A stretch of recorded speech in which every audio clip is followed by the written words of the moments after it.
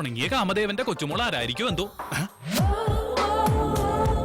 രാമ അയാൾക്ക് കാശുമില്ല, ഇവക്ക് തുണിയില്ല.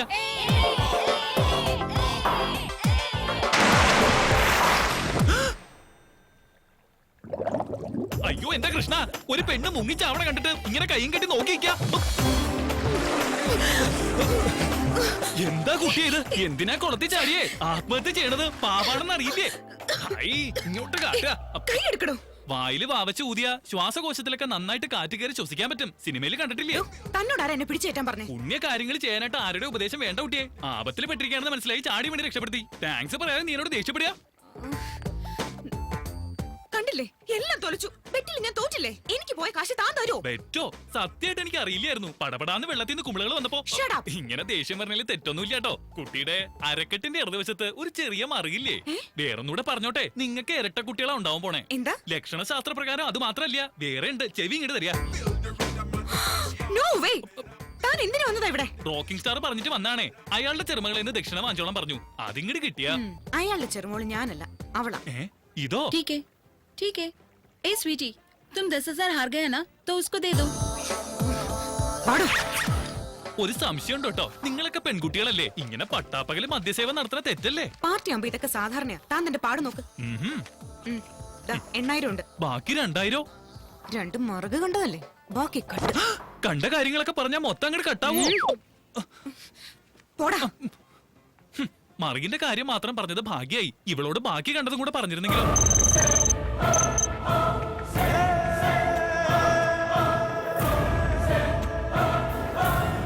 Excuse me.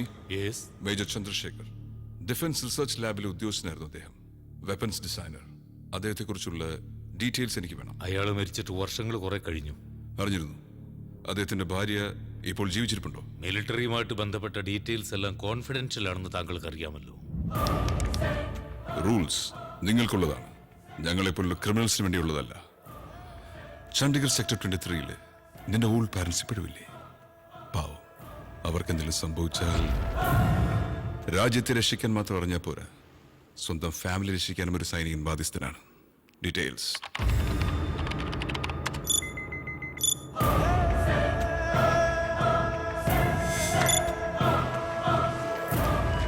Last communication ഈ അഡ്രസ്സിൽ നിന്നാണ് നടന്നിട്ടുള്ളത്.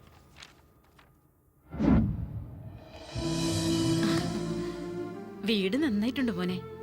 അല്ല, നീ എന്ത് ജോലിയാ ചെയ്യുന്നേ? ഇത്രയും വലിയ വീടൊക്കെ വാങ്ങാൻ? ഈ എക്സ്പോർട്ടില്ലേ, എക്സ്പോർട്ടിന്റെ ബിസിനസ്സാ. ഇവിടെയുള്ള ചില സാധനങ്ങളൊക്കെ ഞങ്ങള് കയറ്റി അയക്കുകയല്ലേ. അതെയോ? കൊള്ളാം മോനെ, നന്നായി വരും. നിന്റെ ഈ കഷ്ടപ്പാടിനൊക്കെ എന്തെങ്കിലും ഒരിക്കൽ ഫലം ഉണ്ടാവും. ജീവിതത്തിൽ ഒരിക്കലും നീ ദുഃഖിക്കരുത്. ആ ഒരു പ്രാർത്ഥനയെ എനിക്കുള്ളൂ. അത് മതിയമ്മേ. കേട്ടില്ലേ അച്ഛാ അമ്മ പറയുന്നൊക്കെ?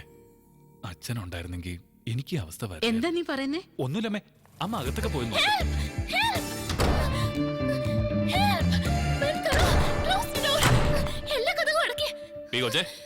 നീ ആരാ റെയിൽവേ സ്റ്റേഷനിൽ അനൗൺസറോ? 3 ഭാഷയിൽ വെച്ച് കീറാൻ. ഏതാടി നീ? നിങ്ങൾ ഏത് ഭാഷക്കാരെന്ന് എനിക്ക് അറിയില്ലല്ലോ, അതുകൊണ്ടാ. ഇപ്പൊ മനസ്സിലായില്ലേ? ഇനി ഞങ്ങളുടെ ഭാഷയിൽ തന്നെ അങ്ങ് പറ. എന്റെ പേര് നന്ദുന്നാ. ഞാൻ SRM കോളേജിൽ BSc ഫൈനൽ ഇയറിന് പഠിക്കുകയാണ് ആന്റി. ഒരു 4 റൗഡികൾ എന്റെ പിന്നാലെ വന്നു. എന്തിനാ പിന്നാലെ വന്നത്? അതോ, സൗന്ദര്യമാണ് എന്റെ ശാപം. അതിനിപ്പോ എന്തുണ്ടായി കുട്ടി? എന്നെ കാണാൻ ഒരു സുന്ദരി കുട്ടിയല്ലേ ആന്റി, അതുകൊണ്ട് അവര് പിന്നാലെ വന്നേ. ഇങ്ങനെ തുണിയില്ലാതെ നടന്ന ആണുങ്ങൾ പിന്നാലെ വന്നില്ലെങ്കിൽ അതിശയുള്ളൂ. എന്ത് ചെയ്യാനാ? ചുരിദാറും പാവടയും ബ്ലൗസും ഒക്കെ ഇട്ട വല്ല പട്ടിക്കാട്ടുകാരിയാണെന്ന് പറയും. മോഡേൺ ഡ്രസ് ഇട്ടാലോ പുറകെ മണപ്പിച്ചോണ്ട് വരികയും ചെയ്യും. അല്ല, ഇതാന്റിയുടെ മോനാ? അതെ മോളെ. നിങ്ങൾ ഇവിടുത്തുകാരി തന്നെയാ? ആണെങ്കിൽ എന്താ വേണ്ടേ? അല്ല, ഇതുവരെ എന്റെ പുറകെ നടന്ന് കണ്ടിട്ടില്ല. ഇവിടെ എന്റെ പുറകെ നടക്കാത്തവര് കുറവാണ് ആന്റി. എന്റെ മോനെ അതിനൊന്നും കിട്ടില്ല കൊച്ചേ. വലിയൊരു സൽമാൻ ഖാൻ. ആന്റി, ഓടി ഓടി ഞാൻ വല്ലാതെ ക്ഷീണിച്ചു. കുറച്ച് ബൂസ്റ്റോ ഹോർലിക്സോ എന്തെങ്കിലും കുടിക്കാൻ. നിക്കേ. Thank you aunty. വീട് വലിയ കുഴപ്പമില്ല, സ്വന്തമാ. എന്താടി ഇത്? അമ്മ എങ്ങനെ കണ്ട? അമ്മ ഭയങ്കര പേടിയാണല്ലേ? അത്രം പോലും എന്നെ പേടിയില്ല. അതാ ഞാൻ വന്നേ. 4 ദിവസമായിട്ട് ഒരു കോള് പോലും ചെയ്യാതെ നടക്കുക. ഇനി എന്നും ഞാനിവിടെ കേറി വരും. എന്താടി കാണിക്കുന്നേ?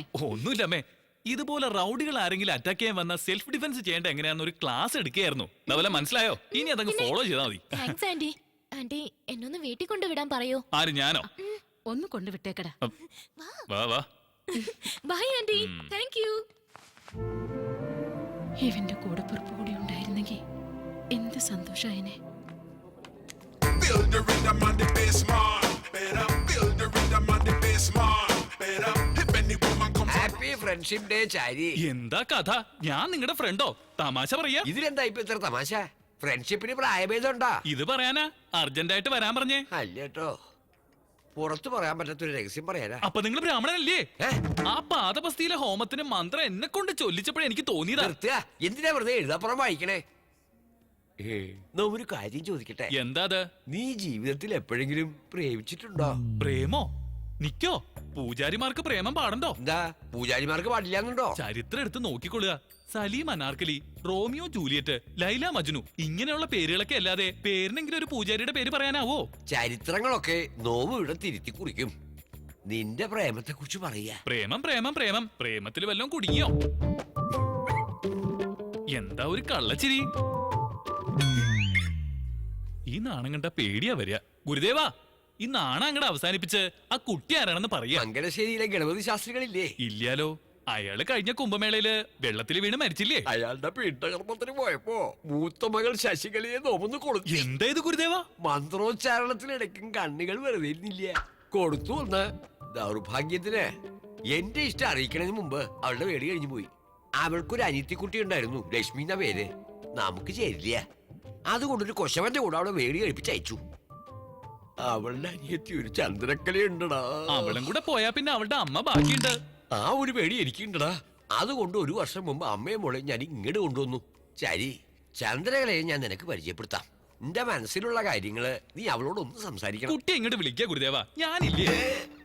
അത്രയ്ക്ക് അങ്ങോട്ട് വേണ്ട കേട്ടോ. നിന്റെ ഈ ചോരത്തിളപ്പ് കാണുമ്പോ അവളുടെ മനസ്സിലാക്കാൻ സാധ്യതയുണ്ട്, അതുകൊണ്ടാ.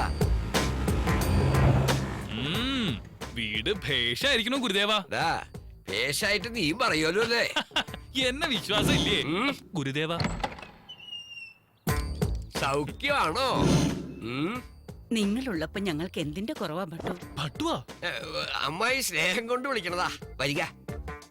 ഇതാരാ? എന്റെ അനന്തരവനാ, ശിഷ്യനും കൂടിയാ. നമസ്കാരം. നമസ്കാരം നമസ്കാരം. വെയില് തലഞ്ഞു വന്നതല്ലേ, ഞാൻ കുടിക്കാൻ സംഭാരം ആയിക്കോട്ടെ.